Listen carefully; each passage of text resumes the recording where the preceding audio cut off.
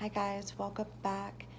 If you are new here, welcome. I am Chantal Purcell, and I have been sharing my experiences through breast cancer, treatments, surgery, chemo, radiation, and then also now life after cancer. So I have been dealing with lymphedema in my affected arm.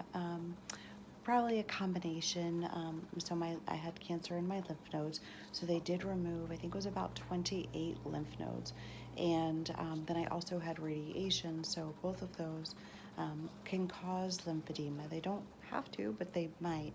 And so I did have like stage 2 lymphedema, so my arm would swell, or it does swell, every time I use it for pretty much anything. So there are a couple of surgeries that I am excited to share that exist for lymphedema, because there's actually not a cure for lymphedema, but there's treatments, of course, outside of surgery, and I have been doing that for the last couple of years, and it just sort of progressively getting worse. So anyway, I am about 12 hours post-op from having a lymphovenous bypass, and they also did a form of liposuction to remove some of the excess fluid that had built up kind of like right by my elbow and between my elbow and my underarm. And so I've got the camera like this because I wanted to just see kind of my arm. This is what we're doing. So it's wrapped really snug. And I don't know, like, if you have lymphedema, if you've ever been wrapped from your physical therapist, kind of similar, but different wrapping. But same idea is to really apply some good solid compression. So they did the surgery. We weren't sure if they were going to be able to do the lymphovenous bypass or not until they got in and they actually did mapping where they could see the lymphatic system and like the veins, I guess, like how everything was moving. So they found 3 good channels, and so they did 3 bypasses, which is great.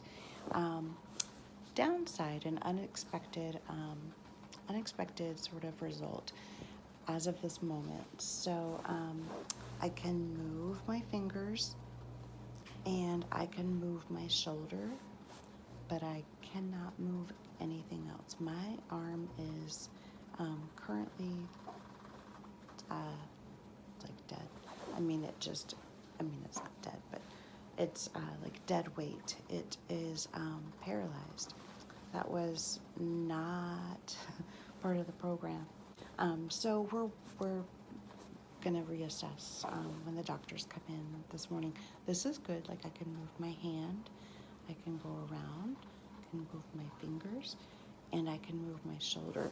But I can try with all of my might to lift my arm, and it feels like it's in a bucket of cement. Like, it feels like that heavy. And it actually, if you think about like having your hand like in a bucket of cement and like what that might feel like, it actually kind of really is a strain and difficult, and almost hurts a little to try to lift because it's so heavy.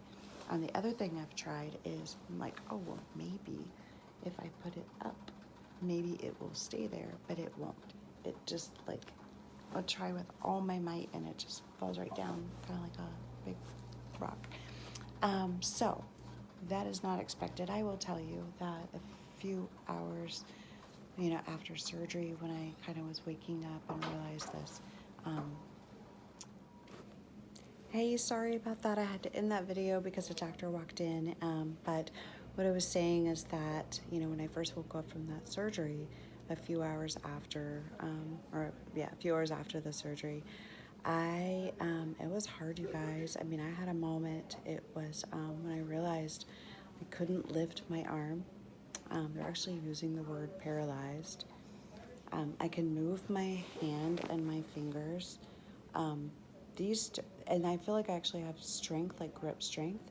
But these 2 are numb completely. So like if I grab something, I can't actually feel what I'm touching.